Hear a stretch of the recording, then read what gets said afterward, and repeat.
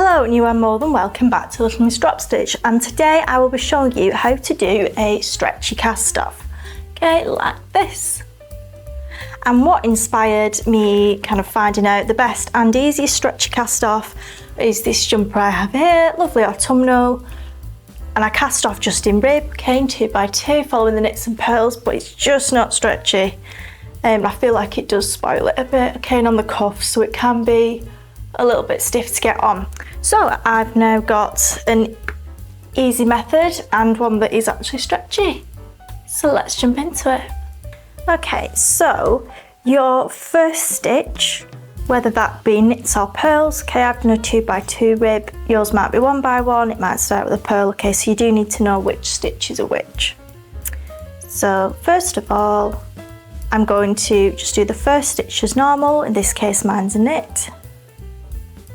Now what we want to do for the next stitch is yarn forward, okay, before we do it. So this is also a knit. And then there'll be 3 loops on your needle.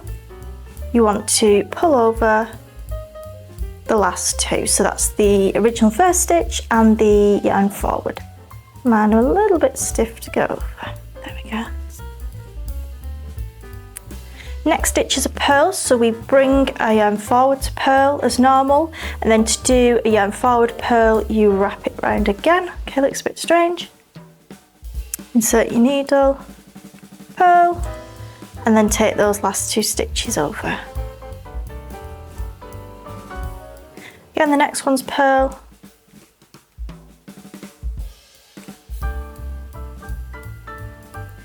I'm back to a knit. So because I've just purled, my yarn's already in forward, so that's fine. Okay, next stitch is another knit, so we're bringing that forward and knitting it. And you'll need to carry on like that until the end.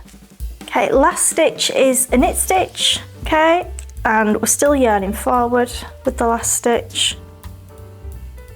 Pull those 2 loops over. And then we can cast off, and what we've got as a result is a nice, look at the stretch in that, nice stretchy cast off, okay, compared to this, which was just a 2x2 rib cast off, okay. That's not very stretchy at all. I've actually gone and unpicked fingerless mittens just because I couldn't move my hand in them, and it means I actually wear them now, so it's worth going over old projects if there's something you're not happy with and that's stopping you wearing them.